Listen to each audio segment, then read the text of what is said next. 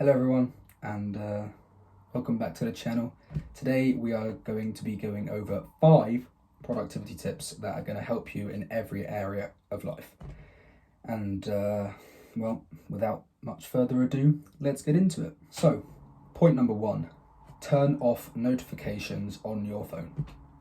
When I was younger, like say 10, 11 years old, I used to have notifications on for literally anything.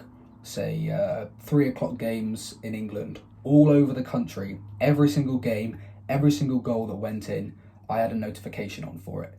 And well, I mean, 1, that just isn't really healthy for your phone, and 2, just my attention span reduced until basically was 0 seconds. And well, my father, he's never really had notifications on his phone for anything, and back then I disagree with him. I thought, why would you have that? Then you're just not in connection with the outside world. I think it's really beneficial to think your own things and not have anybody else influence you. Obviously, it reduces screen time because say you hear a notification or you get a notification from your phone, you're going to want to see it, and it's going to lead to you spending an extra 5-10 minutes on your phone there. That adds up to 2 hours a day, which you could have spent working on whatever you want that isn't sitting on Instagram. Second thing to help your productivity is to turn your phone to grayscale. So this one was a massive game changer in my screen time reduction.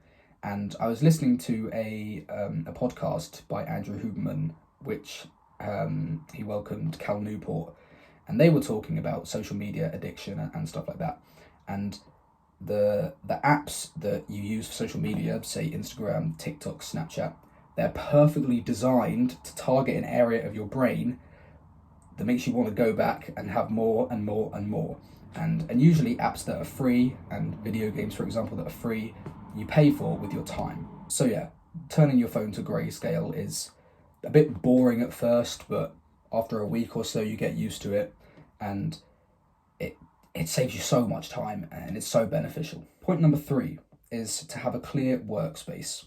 And a clear workspace means a clear mind. You're not going to, say you're sat there studying, for example, and you have 6 other things on your desk. Every single time you look up from your studying or look up from your pen and paper, one of those 6 things is going to lead to another thought, and then another thought, and before you know it, you've lost the concentration that you had. Clearer workspace, a less cluttered workspace, gives your brain time to think and really concentrate on the thing that you're doing at the present moment. The 4th step of increasing productivity is using a calendar, and I have already, it'll be there or there, I'm not entirely sure.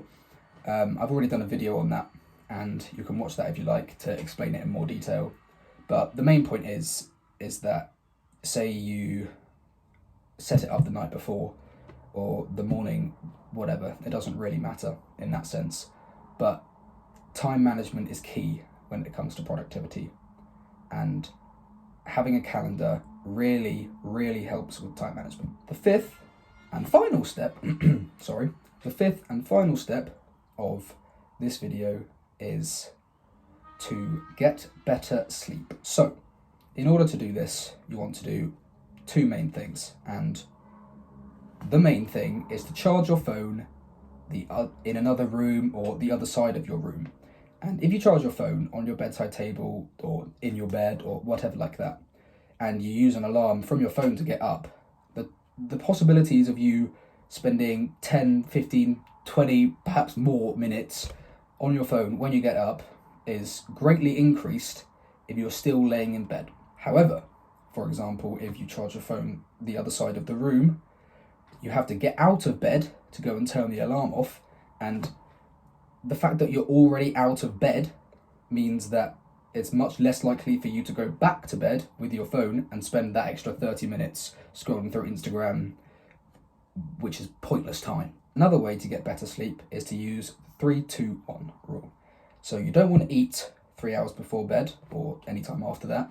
You don't want to drink any liquid 2 hours before bed or any time after that, and you don't want to use screens 1 hour before bed or any time after that. Since I've implemented this 3-2-1 rule, my sleep has been so much better. So my goal at the moment is 8 to 9 hours a night.